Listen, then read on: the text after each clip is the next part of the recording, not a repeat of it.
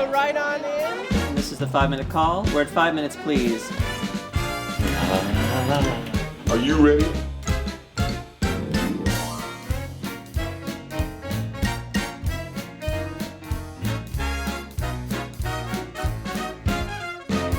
When a new musical opens on Broadway, there's a lot of anticipation and expectations. And when it's based on one of the most beloved animated films, the bar is set even higher. We're happy to report Aladdin on Broadway is a bona fide hit that fires on all musical comedy cylinders. I'm Lori Stokes, welcoming you to Backstage Pass, Disney's Aladdin, an exclusive behind-the-scenes visit to an exotic world you'll remember for years to come.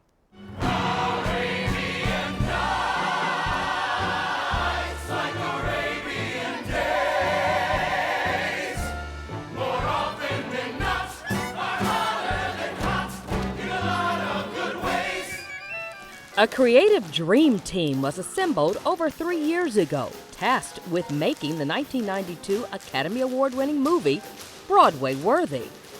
Alan Menken, who won 2 Oscars for his music, was joined by a stellar cast of 34, plus A-list scenic, lighting, and costume designers. At the helm, Casey Nicholaw, Tony Award-winning co-director of the Book of Mormon, who was looking to do far more than just put the movie on stage. I think that the thing that's different is the adultness of the show and just the diversity. It's so exotic, it's sexy, but all of these sexy performers totally have musical theater chops.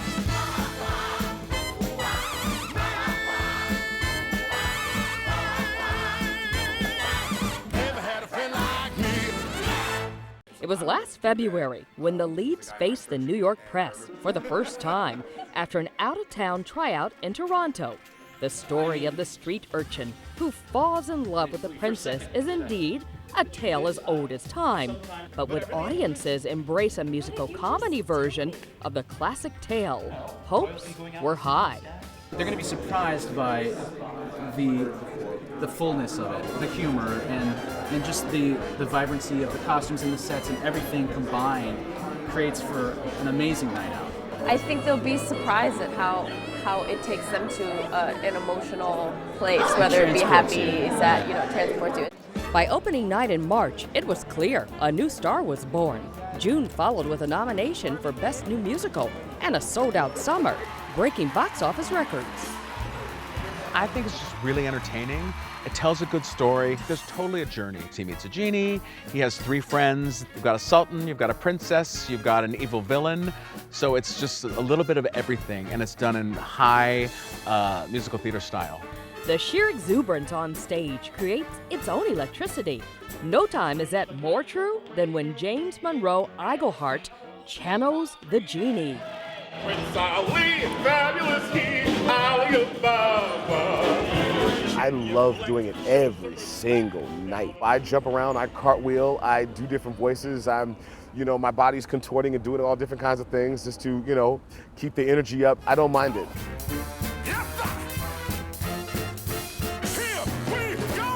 I mind it when I get home and I'm rolling out and putting ice on stuff, but while I'm doing it, I'm like, yes, this is great.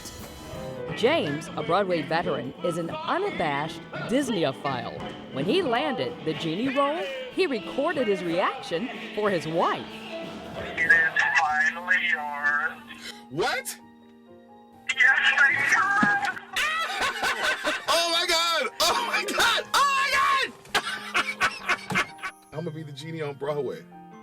I'm gonna be the genie on Broadway.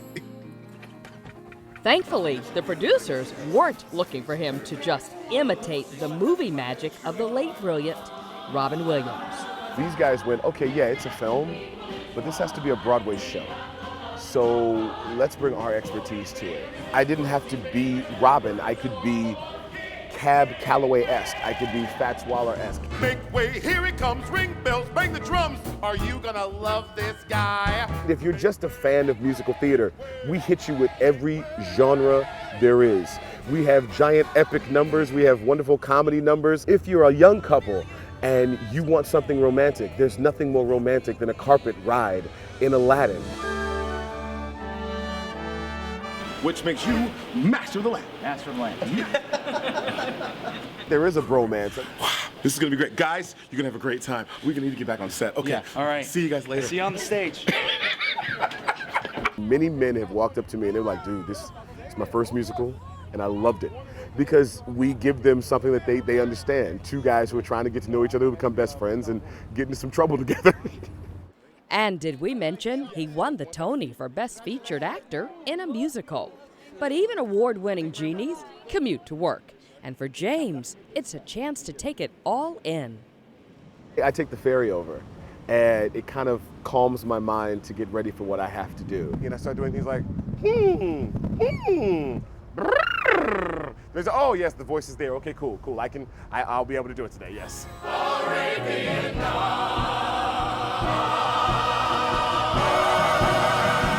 Up next, your Backstage Pass takes you beyond the theater and even into the home of Aladdin himself. Hey, how you doing? Come on in.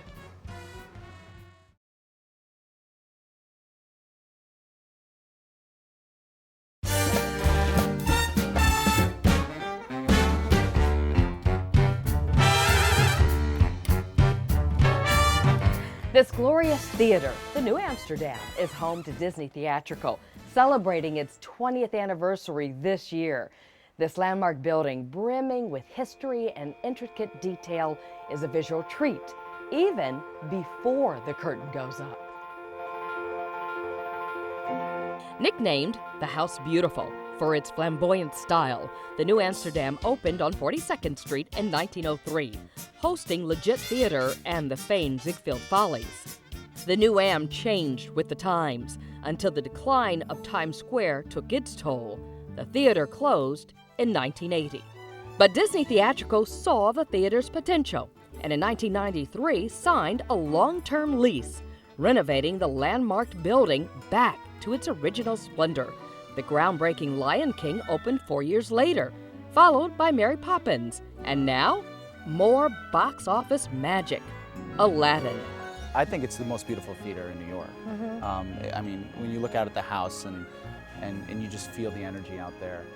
This show in this space, there's something about it. It feels like we're in the right place. You know, Agrabah fits really well into the New Amsterdam Theater. And so does the multitude of cast and crew who, with 8 shows a week, call this theater a home away from home.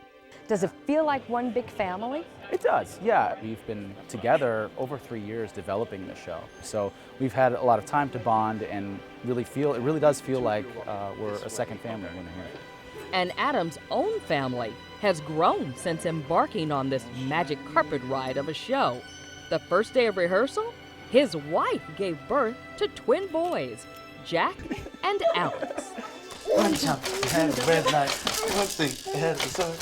That's kind of crazy how just everything aligned and you know, I went through that whole rehearsal process with infant boys and now they're 6 months old. I can't believe how quickly the time has gone. I'm riding the wave right now. I'm just going with the flow, and luckily my wife is so strong and has the energy to do the night feeds and let me sleep. Otherwise doing 2 show days would be impossible. It's completely changed, but it's for the better. It's just so incredibly fulfilling, and it's been a wild ride.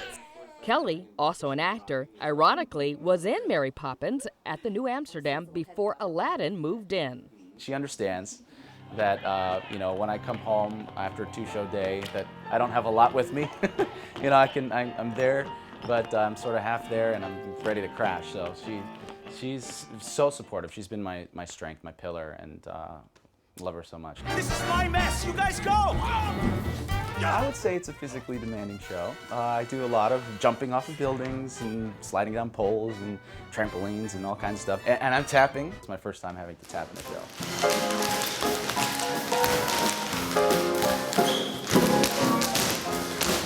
Adam also gets to show off his voice with a stirring ballad that was cut from the original film.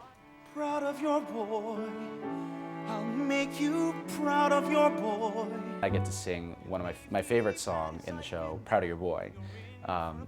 And that number, you know, he's singing to his mom who passed away, saying, I'm going to fulfill that promise to you and become the man that I know I can be. Make you proud of your boy. Leave me bad as I've been, Ma. You're in for a pleasant surprise. During the day, I'm changing diapers, and then I go to the theater at night, and I become Broadway star. So it's pretty amazing.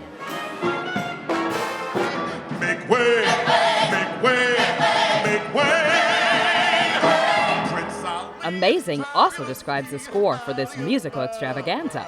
Originally written by Alan Menken, the late Howard Ashman, and later Tim Rice, it features all the songs from the original film, some that never made the cut, and even some brand new tunes co-written by Chad Bigelow.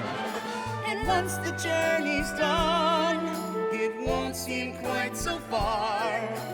After 1,000,000 miles or so, we'll find out who we are. Every once in a while I think, oh my God, I'm writing songs with Alan Menken. You know, I'm putting together a show with Howard Ashman's work, and it's, you know, just mind-blowing. But everybody is so kind and open and collaborative that it's been just really a dream come true.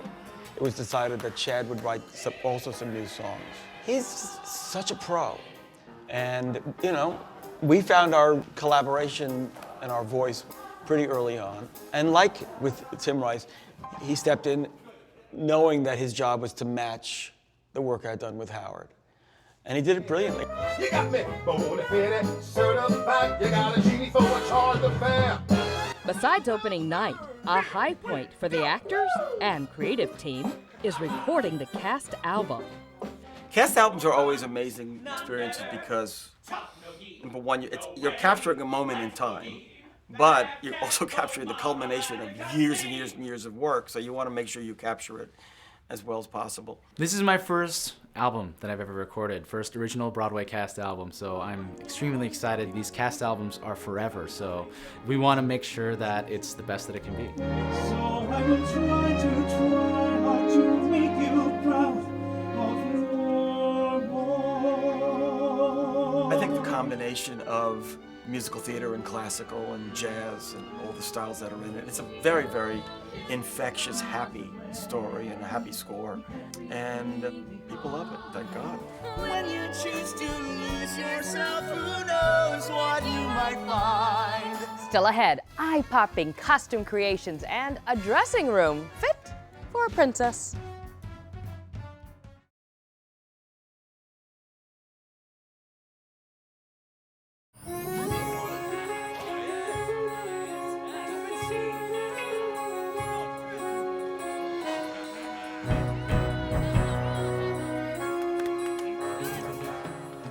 Okay, so it's not as easy as it looks, but it's these beautiful fabrics and wonderful costumes that help to transport the audience into the fictional world of Agrabah.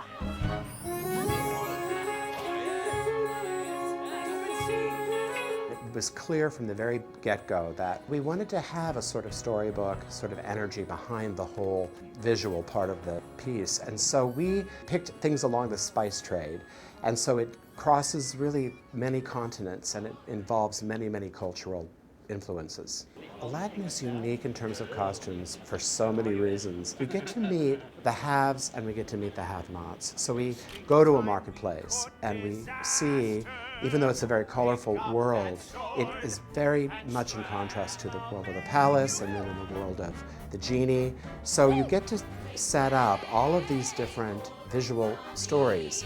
The process is a long journey. Research, rough drawings, filling in the color, developing characters, serving the dance, and then eventually what comes out on the stage is the culmination of all of that. Detail in the costumes is overwhelming. It even overwhelms me. So in almost every garment you have hand painting, beading, applique. The textiles in this show are really in many ways maybe a metaphor for this idea of being global, because we have brocades from Venice, silk from China, beads from India. I love these pants. They have so many diamonds on the outside of the leg. There's 1,500 on a pair of pants. This is the genie's jacket, and I love this costume. It's this beautiful sapphire blue, and you can see all of the handwork on it. The costumes are important in the storytelling. The character of Aladdin has the simplest garment in the show. It makes him look poorer than everybody else, and it also helps us focus the audience's attention to where we need the story to be being told. The more than 300 costumes help make a handful of performers look like a cast of thousands.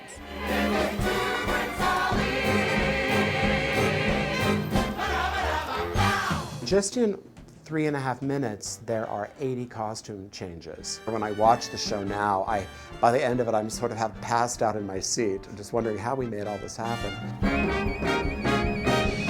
Hey guys, I know with the Backstage Pass you've been granted an inside look as to how Aladdin's been brought to life every night, but I bet you've never seen the inside of the dressing room of a princess until now.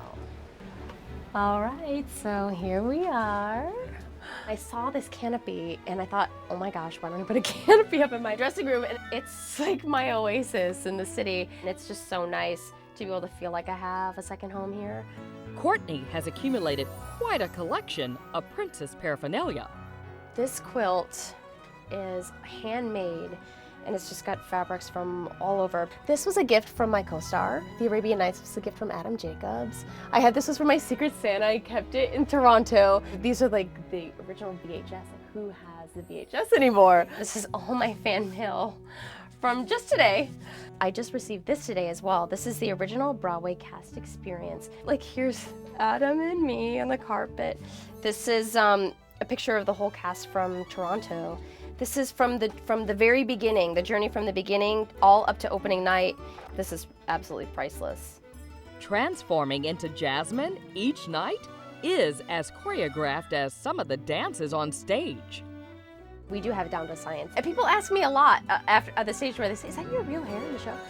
My hair gets all pin curled, and then I wear 2 different wigs in the show. This is my gorgeous wedding costume that I get to wear. This is the skirt. It's all hand beaded. It's absolutely stunning.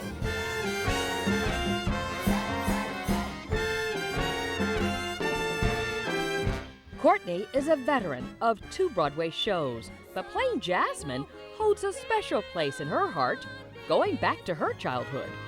This was the first princess that I had seen that had very dark hair and darker skin tone, and she was a little sassier. A lot of girls identify with her, and they don't even have to be ethnic. They all identify with her. Being able to play her is just such a dream.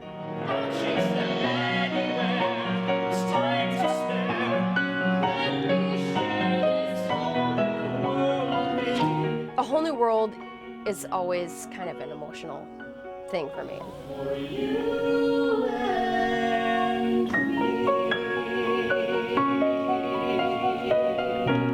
I almost always tear up at the end. It's so beautiful, and you think that you get used to it, but you don't. It's just such a beautiful moment. I always tell people Aladdin has the perfect combination of why people go to the theater: to laugh, to cry, to have a good time, and to be in awe and to also feel like a kid again. Something waiting on these palace walls. Coming up next, special effects, illusions, and your favorite villain. Don't touch that remote.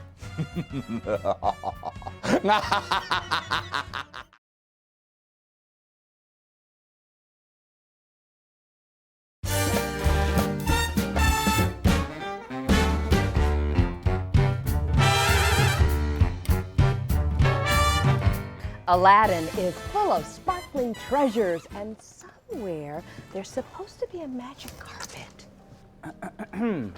Hi, Lori. Looking for something?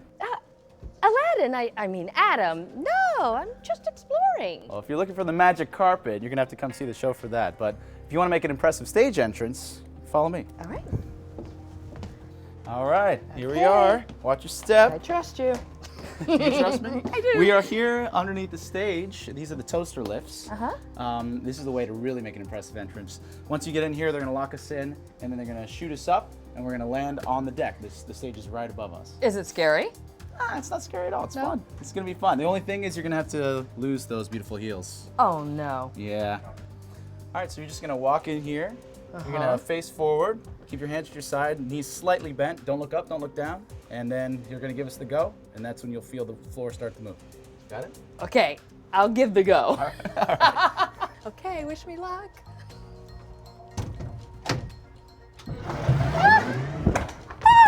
Wow, that was awesome! Oh my gosh, everything's moving. So many moving parts to the show. That's true. Is it easy to keep it straight? Well, you know, actually, we have a really top-notch production team. They keep everything running smoothly and keeping us safe. So, You really, like my heart was pounding, seriously. Was it like that? Tell me it was like that for the first time for you. Of course, it's an adrenaline rush. It's like an amusement park ride. Another heart-pounding moment? A rousing fight scene between Aladdin's sidekicks and the palace guards. It requires split-second timing and precision choreography. We have incredible people around who know what they're doing, and we always take safety as a priority.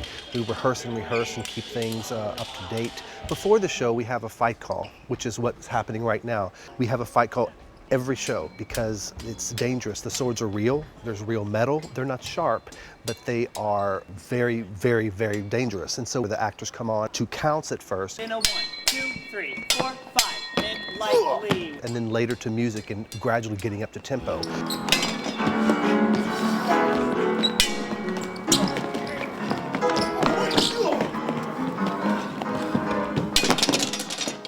Of course, Aladdin's nemesis is the scheming Jafar, played with great relish by Jonathan Freeman.